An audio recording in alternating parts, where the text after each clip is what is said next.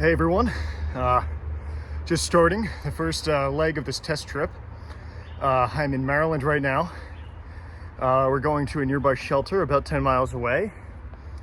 Getting started, it's a beautiful day, it's a little hot, but got my equipment and everything, and let's get started. Whew. Just got over that first bump. 90 degrees out. Not really the most ideal hiking weather. Probably shouldn't film while I walk. Don't fall, but it's a beautiful day out. It's just freaking hot. Slight elevation gain, nothing too crazy. Tell you what, Catan's definitely gonna kick my ass a lot harder than this. But feeling good, doing well, and keep you guys posted. Hey gang, we are I believe like 2 miles into the hike, and we are at Annapolis Rock here. It is truly a beautiful sight. I'm taking a little rest stop, having a little Cliff Bar, drinking some water, staying hydrated out there. But it's a good view, and hang on, let me get a little closer. All right, everyone, we made it to Annapolis Rock. It's a gorgeous view.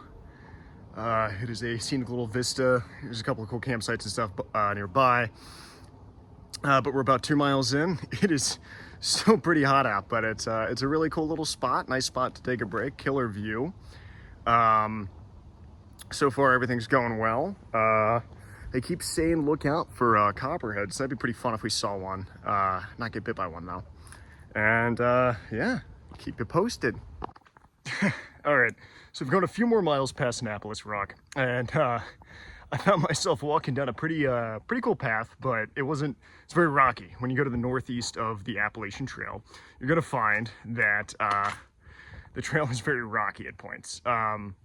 So when you're hiking it, you're looking for these things of these white blazes right behind me here. These guys show you that you're actually on the trail and you're heading in the right direction, because you can see here, you know, it's very rocky, and so it gets a little difficult to, you know, it doesn't really look too much like a path. It kind of looks like a rock slide at a certain point. So, you know, you take a second and you look around and you look for a white blaze, and that way, you know where you're going. But so far, so good. The bugs have kind of started to die down, which is nice, although I hope I didn't just jinx myself there. And the heat's still kind of a bastard, but we're fine. Peace. You know, when I see views like these, I really think a Walmart parking lot at a strip mall would just look beautiful right in the middle of this. Truly something to be remarkable about. But we're almost at the shelter for the evening, and then we'll do a little gear unload video and show you guys what I got.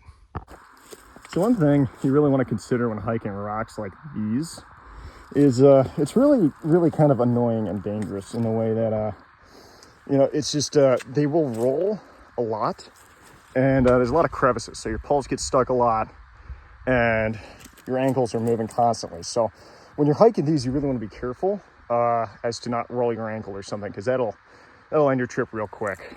But yeah, so as you can see, it's been a long run, but it's been good. So I'm talking quietly because, you know, you don't want to be too much of a nuisance. But the other thing is, when you get to camp, first thing you want to do is you want to put on a jacket. You've been sweating all day. As you can see, the sun's starting to get low out there. And so what you want to do is you want to get warm before you get cold, because then you will get freezing, and that's a lot harder to get back than it is just to sweat a little bit extra for 5 minutes. The next thing you want to do is make sure your water's secure. And this would you have to plan out before. You have to make sure you have a stream at the site you're going to. There's a stream about 0.2 miles away from here, and I'll be restocking on water, and I'll show you guys how to do that later. But for right now, I'm gonna get everything set up, get the tent set up and everything, and start cooking, because I have enough water for that, and get a meal in me, and then I'll go just restock all the water at the end. How you do it kind of depends on your water situation and all preference. And if you're wondering what I'm swatting at and grabbing, flies are brutal. They will just kamikaze themselves directly into your eyes. The bugs are trying to crawl into my eyes. It's crazy, but it's a lot of fun. And yeah.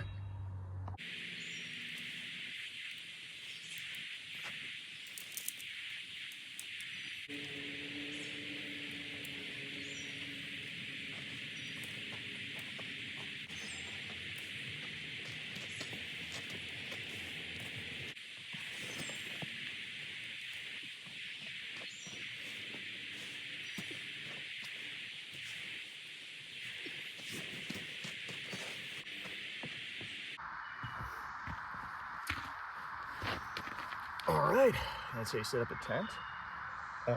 Obviously I'll do a more in-depth one. I just wanted to get that up and get the camp started and get food cooking, so let's do that next. So a great lesson for everyone. A giant dead limb right there. Call that a widowmaker. Take a wild guess, you can assume it's because if it falls on you, it's gonna kill you. When you're setting up a tent, you always want to look directly up and look around. See if there's any dead branches up there, because if there are, there's a chance they could fall on you. Now, the odds of it happening, probably not high, but to get crushed in your sleep by a giant limb, not really something, you want to be doing. All right, so as you can see, we've relocated to a place, very open air, no dead limbs, nothing's falling on us tonight. It's a little overcautious for sure, but you can never be too prepared. Now, you can also see that I am wearing my jacket as to not catch a chill. Last thing you want to do out here is get sick. So, next step is going to be cooking. For this, I'm using an MSR stove.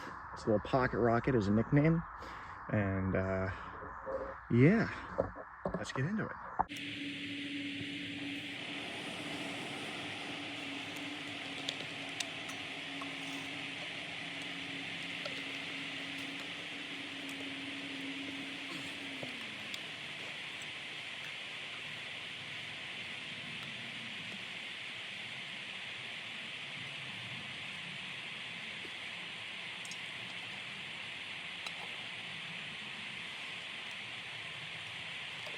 Alright, so for tonight on the menu, we have the classic spaghetti and meat sauce. And what you do for these is you really just heat up some water. If it's not sterile, you want to get it to a rolling boil. And if it is sterile, like you do it through a filter or iodine, or in my case, I just am doing a day hike, so I still have fresh water from home. You can just heat it up basically to like almost boiling. You don't need to get that nice rolling boil. But can't stress enough, if you're going to do some unsterilized water without filtering it or iodine, you really should get that to a nice rolling boil, and maybe leave it for a minute or two at that rolling boil just to kill off any bacteria, because the last thing you want when you're in the woods is to be pooping out all that in a very aggressive way. I've been there, and it was not fun. So I'm going to put this together, heat it up. So when you're doing this, you want to be real careful, because you want to set that on the ground, right? Because this is boiling hot water. So you take this very gently, pour it into the bag. You really only need a cup or two. Oh, please don't fall, please don't fall. Yeah, it would suck. It would be very embarrassing. I have another meal, but that's my breakfast. A little bit more. Oh, alright, and so this water, right, so this is still half full. Also, it's not smellable. It came in no contact with food. It is just water and fuel.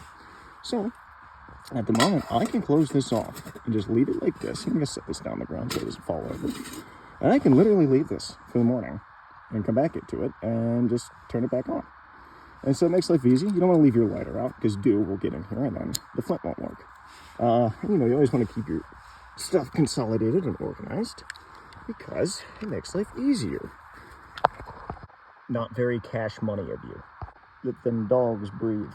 No, but seriously, you always want to take your camp shoes off, let your toes get some air. You want to be a World War I soldier and get some trench foot now. So let them breathe, letting that air out. This is almost done cooking. And now, we have the MTV house tour. Welcome to the crib. It is the Passage 1 tent from REI. As you saw in the gear part, my sleeping bag and whatnot. I will say though, if anyone is wondering, I would definitely get a dry bag for their sleeping bag instead of the normal stuff sack it comes with. That would be my recommendation. But this is it. It's a single person, very light. But honestly, I have not decided whether I'm going to use this or a tarp system, which I will show in the next video. Here's the food bag. You want to hang it up pretty much off the ground. You want to make it so kind of the squirrels can't get it. It's a little lower, but this will do for tonight. And it's just one day out here. It's not the end of the world. And then the lots that you want to do it with are the bowline, mainly. That being said, I completely forgot how to tie the bowline, and that's why I'm really happy I'm doing this test run. But yeah, that's the bear bag. That's where all the smellables go. That includes trash, food, forks, whatever. And yeah, it keeps it so animals stay away from you. All right, well, the sun is going down here and it is wrapping up on my day. But I just want to say, it was very fun doing this, and we got a whole hike tomorrow where we'll learn how to filter water and a bunch of other cool stuff. So stay tuned. Good morning. It is the morning of my day hike at 6:11 a.m. My air match is deflated, so sleeping was kind of ass.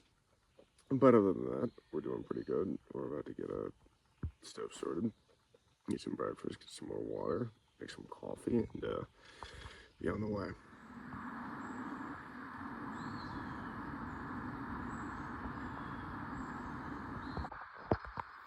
So, ripping the socks and sandals, and the bowl for coffee.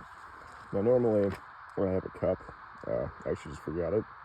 Well, it's not uncommon actually for a lot of people to use bowls and stuff as it. So I'll probably have a cup in the future, but you know, this stuff works. I use instant coffee, like Folgers. You saw it in the 1 pound shot. So, so this is getting water 101.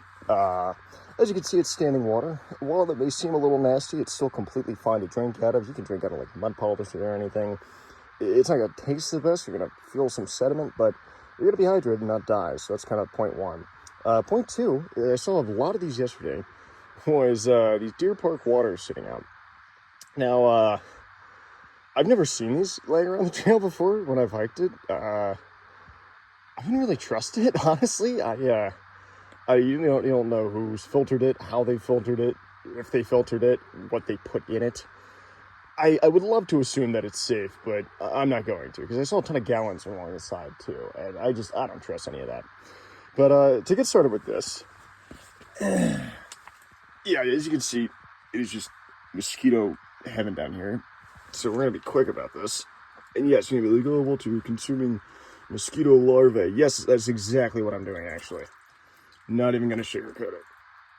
It is nasty as hell. But you are going to be bitten a million times over. But what you do is you fill this guy up, put that cap on, and squeeze it out. Now I can do that real quick. So when they say it's a squeeze bottle filter, it really is. You just take it, give you water, squeeze it out, and that is clear water. Fresh water, right able to drink, right out of the bottle. As you would assume, it kind of filters out a lot of mosquito larvae, but there's a chance you're eating some bugs and stuff. It just kind of comes to the turf, man. If you're spending 5 months in the wilderness, it's just gonna happen. But yeah, this is it. I'm gonna fill the rest of these up and then get going, and I'll keep you guys posted. Little pro tip for you people wanting to hike the Appalachian Trail. Yeah, just you can't have guns. That's like the first thing. I get asked that a lot. But also, there are hunters out here. They will accidentally think you're a deer and shoot you like a dumbass. So wear orange. Just wear orange. No one needs. They don't want to. Just wear orange, man. All right, I made it back to the car. That was a pretty grueling hike. I'm not gonna lie. I know it's a lot worse than that. So we learned a lot, and when we get back to the house, we'll do a little debrief.